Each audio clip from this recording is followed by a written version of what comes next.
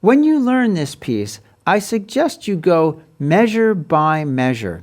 Now, I know I've mentioned in the past that you might play from one measure and end with the starting note of the next, and that's still a good idea. We'll apply some of that here, but not always. It's more important to, in this particular piece, get each measure clean and understand where we are on the neck and a little bit of melody as well. So we're going to start here, and we're going to be on G sharp here on the second string at the 9th fret, and we're going to have our second finger on E on the 3rd string, 9th fret.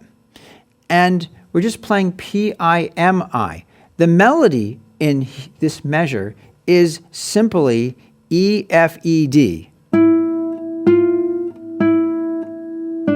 First finger down to D. And we're just holding our 3rd finger on G sharp the whole time. So when you put it all together, it sounds like this.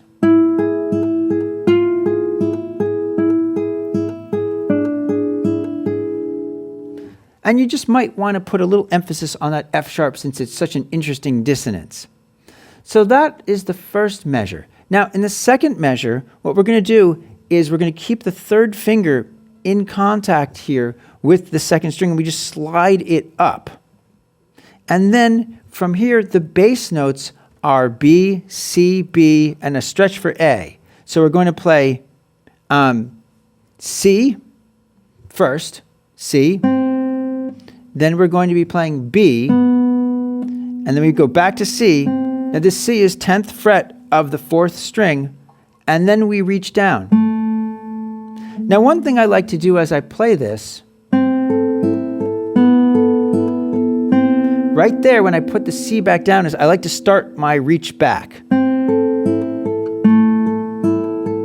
So that it's easy to have this finger in place and lift off simultaneously. Now, after this, we move up to the B at the 12th fret. We're going to use our 4th finger here.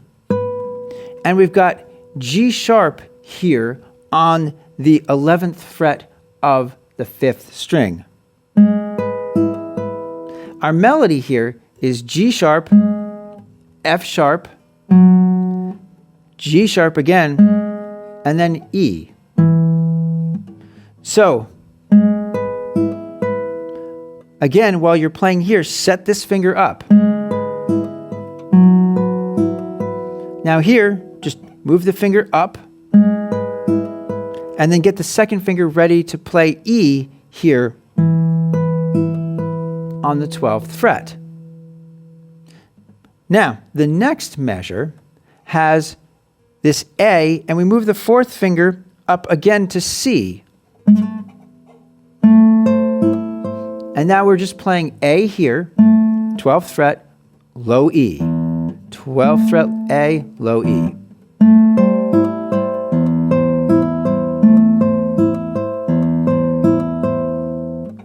So again, just learning all of these little cells one at a time.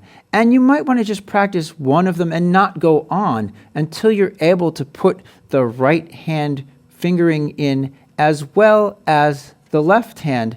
And then once you feel comfortable with that, then move on to the next one. Or if you're going to play them, you might want to just pause. Take as much time as you want to get everything set up for the next chord. So that way, you're learning each individual cell really well, and you're just taking as much time as you need to get the fingers to move to the next place. When I practice that way, I notice that it speeds up the learning process, and it avoids a lot of uncomfortable shifts, etc. Now, that is measures 1, 2, 3, and 4.